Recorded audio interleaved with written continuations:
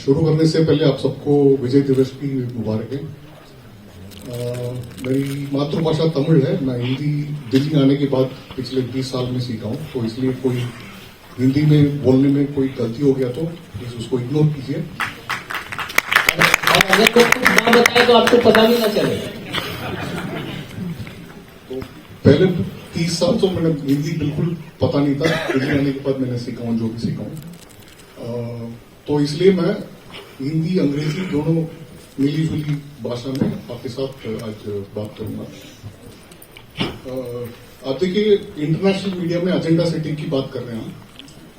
यहाँ पे स्टेज पे हम 3 लोग हैं, तीनों ब्लैक एंड व्हाइट करना आज, मगर मीडिया ब्लैक एंड व्हाइट नहीं है। आप इसको समझना चाहिए। ब्लैक एंड व्हाइट मतलब ये आप ऐसे मतलब क्लियर कट आपको पता होना चाहिए कि क्या चल रहा है। ये बात नहीं है इंटरनेशनल मीडिया में या इवन इंडियन मीडिया में भी ऐसे ही है। हर मीडिया हाउस का एक एजेंडा होता है। पर्टिकुलरली ये विषय रक्षा क्षेत्र में है। मैं एक्चुअली रक्षा क्षेत्र मेरा एक्सपर्टीज है, तो मैं ज्यादा एग्जांपल उसी में दूंगा। आप देखिए, इंडिया में ऑलरेडी एलसीए बन चुका है, लाइट कॉम्बैट एयरक्राफ्ट, मगर हमें 5th जनरेशन एयरक्राफ्ट चाहिए। जैसे अमेरिका F-35 है, ऐसे चाहिए हमें F-35 F-22 चाहिए, मगर वो देने के लिए तैयार नहीं, वो देंगे भी नहीं। तो अल्टीमेटली हमें बनाना पड़ेगा ना एलसीए को ही। हम आगे 5th जनरेशन एयरक्राफ्ट उसी टेक्नोलॉजी में बनाना पड़ेगा, बट वो हम बन रहा है तो वो टॉलरेट नहीं होता उनको। इस देश में भी, इसके अंदर भी लोग हैं जो जैसे मैंने बताया, इंपोर्ट करो, ये हर चीज इंपोर्ट करो, ये होता है। पर्टिकुलरली अभी मैं बताता हूं आपको, इकोनॉमी के क्षेत्र पे अभी क्योंकि अभी रजत कतूरिया करके एक इकोनॉमिस्ट है, वो अभी भी रिसेंटली इन्होंने एक आर्टिकल लिखा था। वो बोल रहे हैं इंडिया चाइना से डीलिंग नहीं हो सकते इकोनॉमी में, क्योंकि हम सारे रॉ मटेरियल उन्हीं से लेते हैं। फार्मेसी की एपीआईज उन्हीं से लेते हैं, जो रॉ मटेरियल है उसका। तो हम डीलिंग नहीं कर सकते। क्यों नहीं कर सकते भाई? We should find new sources of APIs, we should find new sources of raw material. क्यों नहीं हो सकता है? हमें अफ्रीका में नहीं मिलेगा क्या, या यूरोप में नहीं मिलेगा क्या, या क्वाड नेशंस है, क्वाड इतना बड़ा 4 देश का एक बना है इंडियन इंडो पैसिफिक रीजन के लिए, उनसे नहीं ले सकते क्या? तो ले सकते हैं। तो अल्टरनेटिव सोचना चाहिए हमें। अल्टरनेटिव नहीं सोचेंगे तो फिर ये जो क्या बोलते हैं स्लेविश मेंटालिटी, वो तो कंटिन्यू करेगा। तो आप देखिए, इकोनॉमिक प्रोग्रेस की बात हो रही थी ना, तो आप इंडिया अभी एक एक्सपोर्ट कंट्रोल रिजीम्स में मेंबर बनना है। 5 से एक्सपोर्ट कंट्रोल रिजीम में 4 में बन चुके हैं, अभी एक बाकी है, न्यूक्लियर सप्लायर ग्रुप। कौन रुकावट कर रहा है न्यूक्लियर सप्लायर ग्रुप मेंबरशिप के लिए? चाइना। हमें अलाउ नहीं करेंगे एंट्री करने के लिए। वहां पे सहमति से होती है, सभी मेंबर्स अग्री करना है कि चलो इनको मेंबरशिप दे देंगे। जैसे ब्रिक्स में भी है, अभी G20 की बात हो रही थी, हमने सभी सहमति से अफ्रीकन यूनियन को हमने जोड़ा है। ब्रिक्स में भी हमने काफी देशों को जोड़ा है। अभी ब्रिक्स में भारत की एफर्ट है, आप समझिए, हम सबको साथ ले चलने वाले देश है। मगर चाइना रुकावट डाल रही है। हमें न्यूक्लियर सप्लायर ग्रुप में मेंबर बन जाएंगे तो हम न्यूक्लियर एनर्जी का बहुत सारे प्लांट लगा सकते हैं, हमें टेक्नोलॉजी मिलेगा, न्यूक्लियर सोर्सेस मिलेगा, सब टेक्नोलॉजी चाहिए हमें। हमें यूरेनियम तो हमारे पास है, मगर हमें चाहिए टेक्नोलॉजी। उसको कैसे चलाएं ये चाहिए हमें। वो अलाउ नहीं करेंगे। कुछ पार्ट्स चाहिए, वो नहीं अलाउ करेंगे। ये रुकावट डालने का काम ये करते हैं, और उनका मीडिया भी यही एजेंडा चलाते हैं। हो रहा है तो वो रिपोर्ट लिख रहा है, उसको रिपोर्ट मतलब जर्नलिस्ट रूबिका जी जानते हैं, मैं भी जानता हूं, हम जर्नलिस्ट हैं, श्याम जी भी जानते हैं। हम इतने सालों से हम जर्नलिस्ट हैं, हमें खबर पढ़ के पता चलता है कि इसका सोर्स कहां से है, कौन किसने दिया ये खबर, सरकारी ऑफिस ने दिया या कोई और ने दिया, किसने दिया हमें पता चल जाता है। सोर्स बोलते हैं, है ना, सूत्र वही है ना इंग्लिश शब्द, है ना। कहां से है? स्रोत। तो ये कहां से, इनका कहां से मिलता है? प्राप्त हो, कहां से मिलता है इंफॉर्मेशन? उनका जो 2-3 रिपोर्ट में निकाल के मैं दिखा दूंगा आपको, आप पढ़ के देखिए। चाइनीज आर्मी ने ब्रीफिंग की है ऐसा लगेगा आपको। इंडियन आर्मी ब्रीफिंग करती है तो कैसे लिखोगे आप खबर, वो भी आप सब जानते हैं। चाइनीज एम्बेसी में उसको ब्रीफिंग है, उसको सेपरेटली बुला के उनको ब्रीफिंग किया कि चाइनीज आर्मी ने आज भारत की सेना को ये कर दिया, वो कर दिया। खबर पढ़ते ही हमको पता चलता है क्या है। ये एजेंडा होता है इंटरनेशनल एजेंडा में। ये 5th कॉलम मैंने बोला था। 5th कॉलम क्या है? भारत के अंदर होते ही भारत को वीकन करना। आप उसी समय देखिए, उसी दौरान देखिए 2020 के दौरान आप अखबार में पढ़िए, ओपिनियन पीसेस लिखी जाती थी। भारत तो सामना नहीं कर पाएगा चाइना को, चाइना के साथ आपको समझौता करना चाहिए। ये सब ये लिखते हैं पीएचडी यूनिवर्सिटी प्रोफेसर, कोई थिंक टैंक्स में काम करने वाले। ऐसे 9 सेक्टर की मैंने लोगों का एक्सपोज किया है। तो ये एजेंडा होती है इंटरनेशनल एजेंडा। यही काम इंटरनेशनल मीडिया भी करते हैं और उसके बारे में आगे बात करेंगे। तो तुरंत मुझे सरकार की ओर से, मैं नाम नहीं लूंगा क्योंकि थोड़ा कॉन्फिडेंशियल इश्यू है, तो सरकार से फोन आया किसी के थ्रू, मतलब किसी ने फोन किया कि हम इस डिपार्टमेंट से बोल रहे हैं, आप थोड़ा मिलने आइए, इसके बारे में रिपोर्ट आपका आया है, इसकी कॉपी चाहिए और हम बात करना चाहते हैं, इसके बारे में डिस्कस करना चाहते हैं। उसके बाद हमारी बहुत लंबी डिस्कशन हुई है, एक बार नहीं, 2 बार नहीं, कई बार मिलकर इस विषय में बात किया। मेरे पास इसमें जो मेंशन किया, इसके अलावा भी मेरे पास सबूत है, वो भी मैंने शेयर किया है। उसके बाद कुछ कार्रवाई हुई है। अब देखिए, सरकार को, जब मैं प्राइवेट पार्टी हूं, इंडिविजुअल, जो मैं काम करता हूं सरकार को देता हूं, सरकार मुझे जवाब देना है, मैं एक्सपेक्ट नहीं करता हूं। वो कुछ कार्रवाई करे, वही मेरे लिए काफी है। सरकार ने मुझे नहीं बताया, बट किसी और सोर्स से, बाहर वाली सोर्स से मुझे इंफॉर्मेशन मिला कि एक संस्था के बारे में जो मैंने लिखा था, उनको सरकार हर साल करोड़ों रुपए में ग्रांट देती थी चाइना के बारे में रिसर्च करने के लिए, करोड़ों रुपए। और वही संस्था चाइनीज एम्बेसी से भी करोड़ों रुपए लेती थी। यानी कि इस हाथ में भी लड्डू, इस हाथ में भी लड्डू, दोनों हाथ में लड्डू, मुंह में था वो अलग। संस्था का नाम बता दो सर।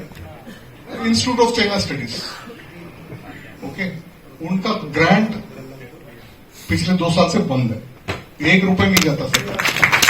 मुझे सरकार ने नहीं बताया, जो जिसके बारे में जिक्र कर रहा था उन्होंने नहीं बताया, बट एक्शन लिया।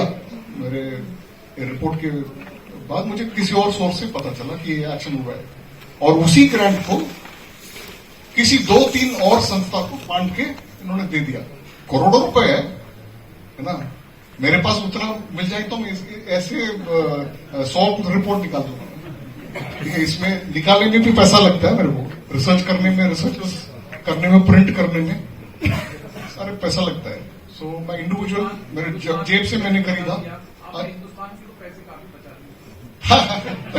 Thank you so much sir. तो ये विषय है। तो मैंने कहा था, भारत में इन्फ्लुएंस ऑपरेशन चल रहे हैं एकेडमिक इंस्टीट्यूशंस में या चाइना स्टडी सेंटर के थ्रू, और बाकी सारा अखबार में भी वो जर्नलिस्ट से लिखा जाता है और रिसर्च रिपोर्ट्स भी करते हैं थिंक टैंक्स के थ्रू या एकेडमिक इंस्टीट्यूशन के थ्रू। जो पीएचडी स्कॉलर्स हैं उनको ले जाते हैं फ्री में, खाना पीना सब चलता है। 3Ds भी चलते हैं, सब 3Ds जानते हैं नहीं आप? 3D ड्रग्स, तो ये सब जो वीकनेस है बंदे का, वो वीकनेस को वो चाइना एक्सप्लॉइट करने का कोशिश करते हैं। ये सिर्फ भारत में नहीं हो रहा है, यही काम पूरे वर्ल्ड में चल रहा है, पूरे दुनिया में चल रहा है ये काम। जिस कंट्री को वो चाइना टारगेट करना चाहते हैं, अमेरिका में भी हो रहा है, क्योंकि अमेरिका को टारगेट करना चाहते हैं। तो साउथ एशिया पर्टिकुलरली उनके लिए बहुत इंपॉर्टेंट क्षेत्र है चाइना के लिए, क्योंकि ऐसा कोई कंट्री है दुनिया में जो, यानी कि नेबरहुड में चाइना के, जो उनका सामना कर सके, वो सिर्फ भारत है। वो भी जानते हैं, चाइनीज भी जानते हैं, अमेरिका भी जानते हैं, तभी अमेरिका हमारे साथ दोस्ती मनाने की कोशिश कर रहे हैं आजकल। बट अमेरिका भी हमारे खिलाफ काम कर रहा है। वो बाद में कभी मौका मिलेगा तो बात करेंगे उसके बारे में। तो नेपाल बहुत बड़ा इंपॉर्टेंट नेशन है इस पर्सपेक्टिव से, क्योंकि नेपाल भारत का रिलीजन कम्युनलिटी भी है, वो भी हिंदू मेजोरिटी नेशन है, हम भी हिंदू मेजोरिटी नेशन है। वहां पे भी माइनॉरिटी पॉपुलेशन है, यहाँ भी माइनॉरिटी पॉपुलेशन है। उसके अलावा हमारे जो कल्चरल टाइज, सांस्कृतिक रिश्ता जो है, सही बोल रहा हूं ना, गलत हो गया तो मुझे करेक्ट कीजिए, मुझे सिखाइए प्लीज। ये जो सांस्कृतिक रिश्ता जो है वो बहुत मजबूत है। उसको क्या बोलते हैं इसको,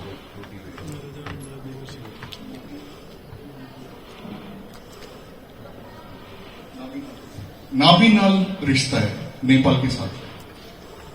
तो इसको वीकन करने का कोशिश है। वहां पे चाइना के फेवर में अभी एक कम्युनिस्ट गवर्नमेंट है, वो चाइना के फेवर में है।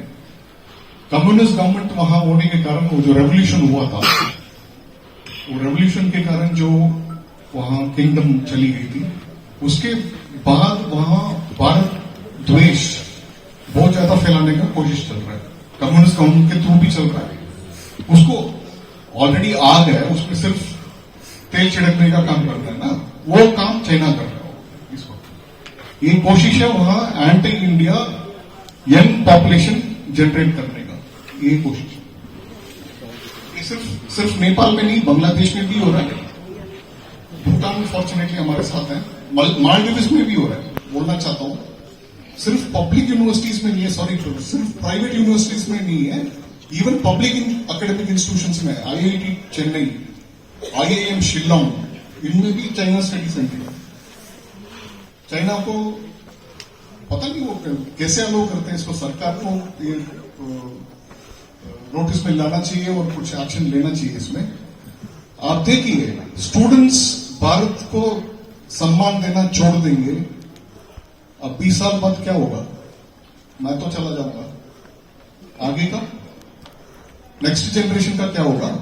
थोड़ा सोचिए, देश का क्या फ्यूचर है? ब्रेन वॉशिंग किया जाता है, चाइनीज सिखा रहे हैं, या आपको चाइना के बारे में बहुत कुछ बोलेंगे करके वो कोर्सेस करते हैं और ब्रेन वॉश करते हैं।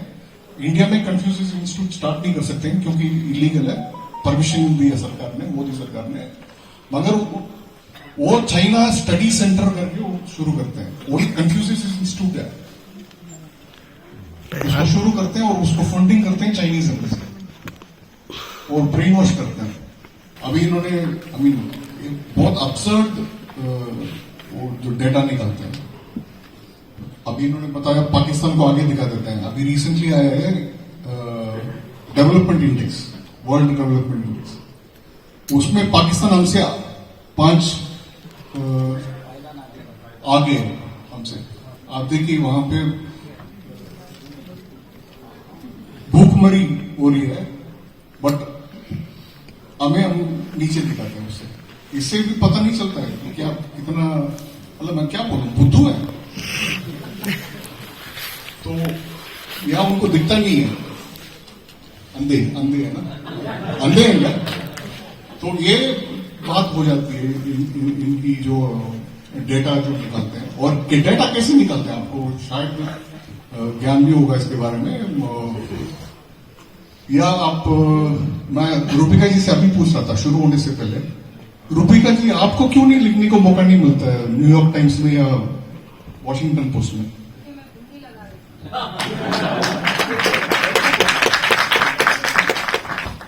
क्योंकि मैं बिंदी लगा रही हूँ ना। जवाब मिल गया आपको। रेडी ऐसी चीजों में लगी रहती है। ये जो है ये 5th जनरेशन वॉरफेयर है। तो इकोनॉमिक वॉरफेयर डेफिनेटली है। आप it is actually economic warfare is an instrument of war. आप इसको डेफिनेटली हमें समझना चाहिए। भारत अभी 5th से अभी 3री पोजीशन में जाने वाली है इकोनॉमी में। वो सहन नहीं पाते हैं ये विषय को। उनको ये टॉलरेट नहीं होता, ये ऐसे कैसे हो सकता है? कॉलोनी थी हमारी, हमने इस पे राज किया था, वो अभी बढ़ रहा है। मे बी जल्दी ही नंबर 1 डिपार्टमेंट बन जाएगा, जैसे अमृतकाल से 2047 तक पहुंचते पहुंचते नंबर 1 भी बन जाएगा। That is a possibility. तो ये उनसे टॉलरेट नहीं होता है। इसकी वजह से आप देखेंगे तो वो बहुत विषयों को क्रिटिसाइज करते हैं, इकोनॉमिक पॉलिसीज को क्रिटिसाइज करते हैं। हम आत्मनिर्भरता की बात करते हैं, प्रधानमंत्री मोदी उसको क्रिटिसाइज करते हैं। आपको इंपोर्ट ज्यादा करना चाहिए। इसको किसी मेरे रक्षा क्षेत्र के दोस्त ने बताया, इंपोर्ट ऑफ मेनिया है, इंपोर्ट करो सब कुछ।